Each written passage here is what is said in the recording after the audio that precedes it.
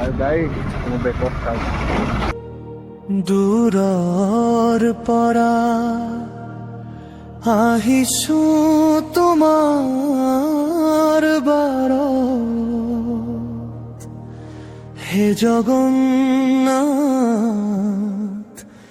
হৃদয় ডাকে মাত পুৰীৰ সাগৰে ছুই জয় তোমাৰ দৰ্শনে স্বৰ্গ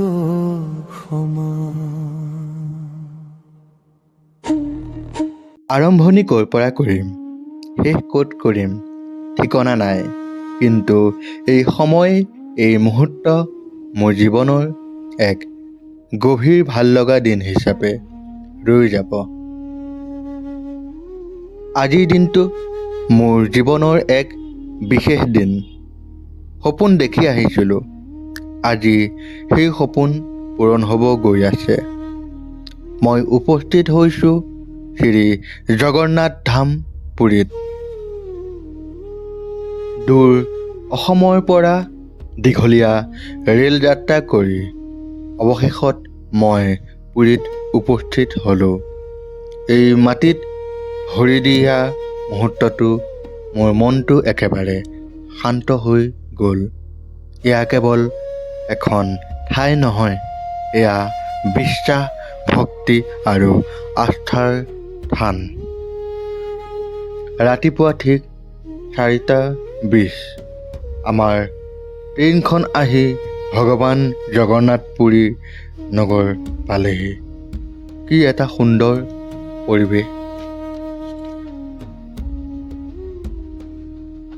অলপ ৰেষ্ট লৈ আগবাঢ়িলোঁ আমাৰ গন্তব্য স্থানলৈ সময় ঠিক 5টা মানুহ ইমান দেখি আচৰিত হৈ গ'লোঁ এই সময়ত কাৰণ চাৰিওফালে মানুহৰ ভিৰ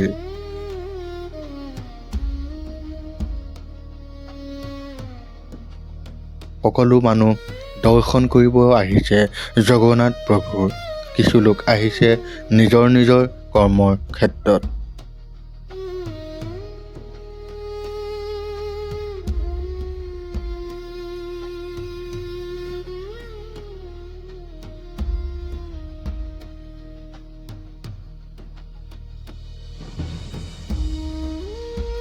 লাহে লাহে আমি ৰেল ষ্টেচনৰ পৰা ওলাই আহিলোঁ বাহিৰত আহি আমি এখন গাড়ী যোগাৰ কৰি আগবাঢ়িলোঁ আমাৰ গন্তব্য স্থানলৈ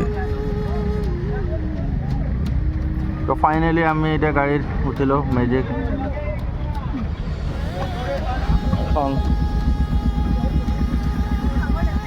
আৰু বহুত কষ্ট কৰি এইখিনি উঠিছোঁ জয় জগন্নাথ মানুহবিলাক আহিয়ে আছে তেওঁ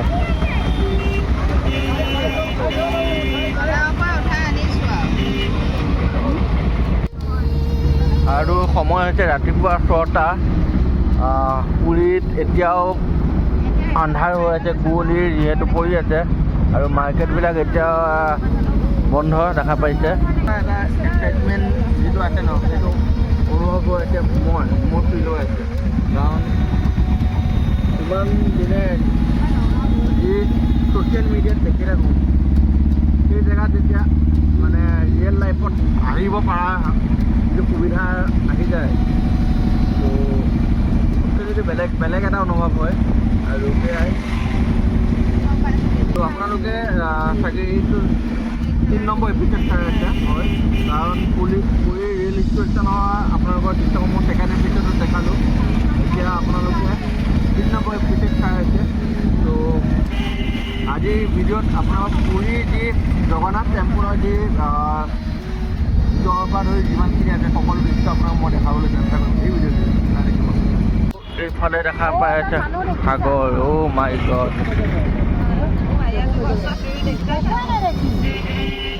এইফালে সাগৰ আছে সমুদ্ৰ আৰু আমি কাষে কাষে আহি আছোঁ এটা বেলেগ ফিলিংছ পাই আছোঁ বতাহৰ যি ঠাণ্ডা অনুভৱ সেই অনুভৱটো বেলেগ।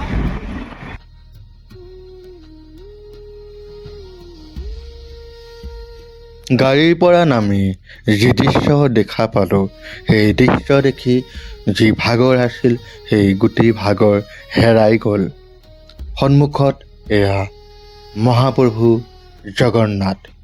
সঁচাই তেওঁৰ লীলা কি ক'ম। তেওঁ আমাক লৈ আনি তেওঁ ওচৰতে থকা বিষ্ণু ভৱনতেই ৰাখিছে।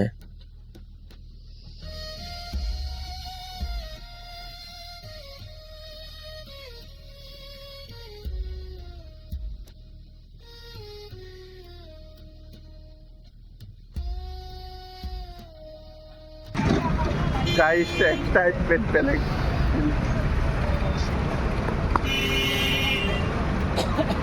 হোটেলত অলপ বিশ্ৰাম লৈ মই ওলাইছোঁ দৰ্শনৰ বাবে। হৃদয়ত একেই চিন্তা, আজিৰ দিনটো মোৰ জীৱনত সদায় মনত থাকিব। কোনোবা এজন মহান ব্যক্তিয়ে কৈছিল, এবাৰ তুমি ঘৰৰ পৰা ওলাই এই পৃথিৱীখন চোৱাৰ চেষ্টা কৰা, ৰাস্তা প্ৰভুৱে দেখাই দিব। আৰু সেই অনুভৱ আজি মোৰ লগত হৈছে। ভাৰতবৰ্ষৰ পূৰ্ব দিশত অৱস্থিত এখন পবিত্ৰ নগৰী পুৰী। এই ঠাইতে অৱস্থিত আছে বিশ্ববিখ্যাত শ্ৰী জগন্নাথ মন্দিৰ। এয়া কেৱল এটা মন্দিৰ নহয়, এয়া কোটি কোটি ভক্তৰ বিশ্বাসৰ প্ৰতীক। ইয়াত পূজা কৰা হয় ভগৱান জগন্নাথ, ভগ্নী সুভদ্ৰা আৰু ভাতৃ বলভদ্ৰ। জগন্নাথ প্ৰভুৰ দৰ্শন কৰিব গ'লে আপুনি বাহিৰত লাইন ল'ব লাগিব। বাহিৰত যেনেকৈ লাইন ল'ব লাগে, ভিতৰতো গৈ আপোনালোকে লাইন ল'ব লাগিব। লগতে আপোনালোকে ভিতৰলৈ গ'লে মোবাইল ফোন লৈ যাব নোৱাৰে। সেয়ে মই মোবাইল ফোন আমাৰ হোটেলতে থৈ আহিলোঁ। যদিও মোবাইল ফোন লৈ যাব নোৱাৰোঁ, কিন্তু ভিতৰত দেখা দৃশ্যসমূহ আপোনালোকক বৰ্ণনা কৰিব চেষ্টা কৰিছোঁ। মন্দিৰৰ ভিতৰত আপোনালোকে কেইবাটাও সৰু সৰু মন্দিৰ লক্ষ্য কৰিব। ইয়াৰ ভিতৰত লক্ষী মন্দিৰ, বিমলা মন্দিৰ আদি উল্লেখযোগ্য। মন্দিৰৰ ভিতৰত প্ৰৱেশ কৰাৰ লগে লগে শংখ আৰু ঘণ্টাৰ ধ্বনি কাণত পৰে। জয় জগন্নাথ ধ্বনি চাৰিওফালে। গৰ্ভগৃহৰ সন্মুখত উপস্থিত হোৱাৰ লগে লগে মনটো কঁপি উঠে। ভিতৰত যাবলৈ আপোনালোকে লাইন ল'ব লাগিব। আপোনালোকে যদি ভিতৰলৈ দৰ্শন কৰিব বিচাৰে, তেন্তে লাইনত বহুতখিনি কষ্টৰ সন্মুখীন হ'ব লাগিব। মই মোৰ মাক লৈ গৈছিলোঁ। সেয়ে মই মোৰ মাক হাতত হাত ধৰি বহু কষ্ট কৰি হেঁচা ঠেলাৰ মাজেৰে আগবাঢ়ি গৈছিলোঁ। ভিতৰত গৈ আপুনি প্ৰথমে এগছ ডাঙৰ চাকি দেখা পাব। সেই চাকিগছ আপোনালোকে সেৱা কৰি আগবাঢ়িব লাগিব গৰ্ভগৃহৰ ফালে, য'ত আছে আমাৰ মহাপ্ৰভু জগন্নাথ, বলভদ্ৰ আৰু ভগ্নী সুভদ্ৰা। আপোনালোকে ভিতৰলৈ গৈ দূৰৰ পৰাই দৰ্শন কৰিব পাৰিব জগন্নাথ প্ৰভুক। যদি আপুনি ওখ হয় তেনেহ'লে ভালদৰে দৰ্শন কৰিব পাৰিব। যদি অলপ চাপ হয় তেন্তে কষ্টৰ সন্মুখীন হ'ব পাৰে। ভিতৰত গৈ মই দেখা পালোঁ ভগৱান জগন্নাথ, ভগ্নী সুভদ্ৰা আৰু ভাতৃ বলভদ্ৰ। এই সময়ত মই নিজক ভাগ্যৱান বুলি ভাবিছোঁ, কাৰণ মোৰ দৰে বহু লোকে প্ৰভুক দৰ্শন কৰিব আহিছে যদিও এই ঠেলা হেঁচাৰ মাজত ভালদৰে দৰ্শন কৰিব পৰা নাই। ময়ো বহু কষ্টৰ অনুভৱ কৰিছিলোঁ, কিন্তু মনত এটাই আছিল যে প্ৰভুক এবাৰ ভালদৰে দৰ্শন কৰা।